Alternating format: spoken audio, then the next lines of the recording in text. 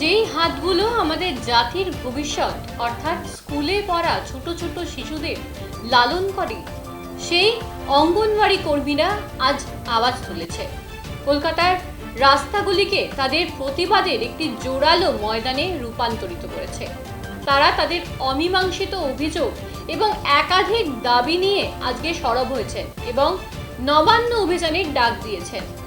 তারা ডাক দিয়েছেন তাদের যে সমস্ত দাবিগুলো অপূর্ণ রয়ে গিয়েছে সেগুলোর প্রতি সরব হয়ে। কি বলছেন তারা তাই শোনাবো আপনাদের। রাজ্যপালের কাছে, শশী পাজার কাছে কি দাবি ছিল? আজকে আমরা মূলত দাবি নিয়ে এসেছি যে 50 বছর বয়স কিন্তু এখনো আমরা সরকারি কর্মচারীর স্বীকৃতি পাইনি। না পাওয়ার জন্য আমরা কোনো সুযোগ সুবিধা পাই না। যেমন আমাদের অনারিয়াম দেওয়া হয় 4,500 টাকা, সরকার দেয় 4,500 টাকা। এই টাকা আমাদের দুই ভাগে দেওয়া হয়। 1 তারিখে আমরা পাই না, 1 থেকে 5-এও পাই না। যদি 1 তারিখ 2 তারিখে আমাদের 4,500 টাকা দেওয়া হয়, 20 তারিখ 25 তারিখ লেগে যায় আরো 4,500 টাকা দিতে। তার মধ্যে দিয়ে আমাদের ডিম, সবজি, জ্বালানি সমস্ত কিছু কিনে তবে একটা সেন্টার চালাতে হয়। তাহলে আমরা কিভাবে চালাই এটা কি প্রশাসন বুঝে না, নাকি বুঝে অন্ধ থাকে? তারপরেও যে ডিম, সবজির বিল আমাদের দেওয়ার কথা, সেই টাকাটাও আমাদের 2 মাস 3 মাস পরে দেওয়া। আমাদের বলা হয়েছিল যে তোমাদের ফোনে কাজ করতে হবে, কিন্তু আমরা ফোনে কাজ চালু করেছি, আমাদের ফোন দিয়ে, নিজেদের ফোন দিয়ে ফোনে কাজ করছি, অথচ আমাদের রিচার্জ দেয় 166 টাকা। আজকে বলুন তো 166 টাকা কোথাও রিচার্জ প্ল্যান আছে? তাহলে আমাদের বঞ্চিত হতে হচ্ছে। আমরা চাই আমাদের এখন আবার নতুন অর্থাৎ কিনা একটা শিশু বা মায়ের ছুটি তুলে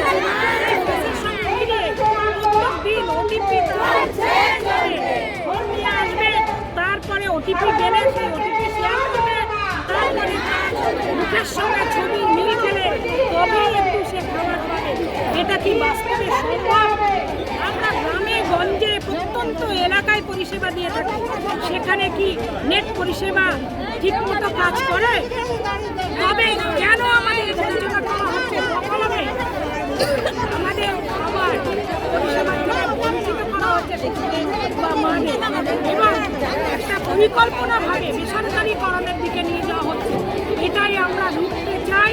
আমরা সরকারি কর্মচারী স্বীকৃতির দাবি নিয়ে এসেছি এবং আমাদের সুপ্রিম কোর্ট যে অর্ডারটা দিয়েছে গুজরাটে, আপনারা সবাই জানেন যে এদেরকে সরকারি কর্মচারী হিসেবে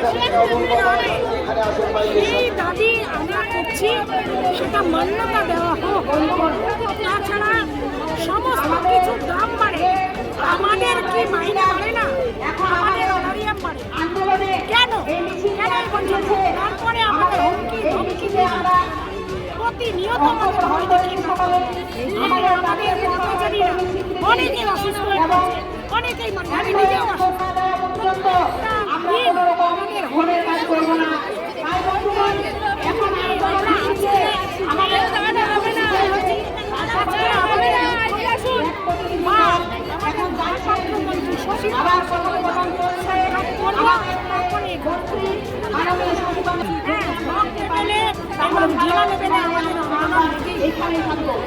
কিন্তু তারা শুধু বলতে থাকে আমরা আপনাদের আবেদনটা অপরে জানিয়ে, এই অবধি তাদের আর কিছু হাত পা বাঁধা, আমরা আপনারা যা বলছেন আমরা আমাদের অপরে জানিয়ে ব্যাস এইখানেই ফেলে যাচ্ছে।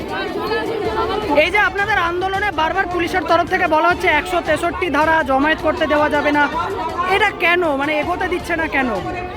এটা তো ভারতবর্ষের সংবিধান বিরোধী কথা। আমরা শান্তিপূর্ণভাবে আন্দোলন করার অধিকার কি আমাদের নেই? সংবিধানে কি এটা নেই? তাহলে আমরা কি করব? আমরা কি মারামারি করতে এসেছি এখানে? আমরা কি মারামারি করতে এসেছি? বলুন, আমরা এই মিছিল মিটিং ছাড়া আমাদের আর কি দাবি দেওয়া আদায়ের আর কি রাস্তা খোলা আছে সেটা বলুন। একমাত্র রাস্তা তো আমাদের এটাই। আপনারাও সরকারি কর্মী, যারা আপনাদের এভাবে সরাচ্ছে, 163 ধারার কথা বলছে, তারাও সরকারি কর্মী। আমাকে কাজটা করতে দিন, উনি চলে যাবেন। আপনারা সরাচ্ছেন তো বাকিদের, আমাকে কাজটা করতে দিন। তো কি বলবেন? তারা সরকারি কর্মচারী হতে পারে, তাদেরও নিশ্চয়ই দাবি দেওয়া আছে। তারা আমাদের ওপরে মানে অনেক টাকা মাইনে পাচ্ছে, তো তাই আমাদের তা বুঝেও না বোঝা, বুঝে নিশ্চয়ই বুঝে না এমন না, বুঝেও তাদের বলছে হাত পা বাঁধা। তারা বলছে আমাদের হাত পা বাঁধা, তাদের ওপরে একজনে ছড়ি ঘোরায়, তিনি হচ্ছে পশ্চিমবঙ্গের মুখ্যমন্ত্রী, তার ওপরে কেউ যেতে পারছে না। আমরা তার কাছেই তো জবাব চাই, আপনাকে মুখ্যমন্ত্রী কারা বানিয়েছে? আমরা বানিয়েছি, আপনাকে গদিতে আমরা বসিয়েছি।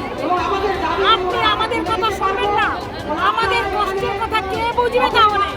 আনকাল নেই, যখন খুশি ডেকে পাঠাচ্ছে, যখন খুশি যে কোনো কাজের অর্ডার দিয়ে দিচ্ছে। তো আমাদেরকে মানুষ বলে গণ্য করা হচ্ছে না। আমাদেরকে যাতে মানুষ বলে গণ্য করা হয়, এই জন্য আজকে আমরা নবান্ন অভিযান করছি এবং আমরা রাজ্য সরকারের কাছে এবং কেন্দ্রীয় সরকারের কাছে আমরা আবেদন জানাচ্ছি যে আমাদের এই স্থায়ীকরণের দাবি এবং আমাদের রিটায়ারমেন্টের পরে পেনশন এর দাবিতে আমরা আজকে একখানে হয়েছি সবাই, এবং আগামী দিনে আমাদের এই স্থায়ীকরণ এবং আমাদের রিটায়ারমেন্টের পরে কোনো ব্যবস্থা না হলে আমরা বৃহৎ থেকে বৃহত্তর আন্দোলনে যাব, এই অঙ্গীকার আমরা করছি। তোমার 26,000 টাকা দিতে হবে। বিশেষ করে এই প্রশ্ন টেকার অ্যাপস আসার পরে একটার পর একটা নতুন ভার্সন পাঠাচ্ছে। এখন ইকেআইসি নামে একটি অ্যাপস পাঠিয়েছে, সেই কাজটি আমাদের খুব দ্রুত করে দিতে বলছেন। সেখানে আমাদের মোবাইলে কাজ হচ্ছে না, সরকার মোবাইল দেবে বলে এখনো পর্যন্ত দেননি। আর ইকেআইসি কাজ আমরা যদি শুরু করে দেই, তাহলে আমাদের মা এবং শিশুরা অনেকে তারা বাদ পড়ে যাবে। যে সরকার এই অঙ্গনওয়াড়ি বা আইসিডি স্কিমটি শুরু করেছিল, সেই সরকার আজকে কিন্তু মা শিশুদের তাদের পরিষেবা থেকে, তাদের পুষ্টিকর খাদ্য থেকে বঞ্চিত করছে। তাই আমরা কিন্তু ইকেআইসির কাজ আমরা কোনো মতে করবো না। এই ইকেআইসির কাজ করলে শিশুরা এবং মায়েরা বঞ্চিত হবে। আজকে আমরা এখানে এই জন্যই এসেছি, এবং ন্যূনতম মজুরি আমাদেরকে 26,000 টাকা দিতে হবে। প্রশ্ন টেকার অ্যাপসের কাজ করতে হলে মোবাইল দিতে হবে, সাথে আমাদের কোনো পরিকাঠামো নেই। সিম কার্ড সহ আমাদের সমস্ত রিচার্জের পয়সা দিতে হবে। তাই আমাদের এই দাবিগুলো নিয়ে আজকের আমরা এসেছি, এবং যে সমস্ত কর্মীরা কর্মরত অবস্থায় মারা যাচ্ছে তাদেরকেও 5 লক্ষ টাকা দিতে হবে এবং তার পরিবারকে একটি কাজ দিতে হবে। তাই এই সরকারের কাছে আমরা বারবার আবেদন জানিয়েছি, জানানোর ফলে কিন্তু কোনো কাজ হয়নি। তাই আমরা এখানে উপস্থিত হয়েছি। কোনো মতে আমরা ইকেআইসি কাজ করব না, আমাদের কর্মীদের খাবার ফিরিয়ে দিতে হবে। ন্যূনতম আমাদেরকে 26,000 টাকা দিতে হবে। West Bengal anganwadi workers and helpers ইউনিয়নের সম্পাদিকা মাধবী কুন্ডু।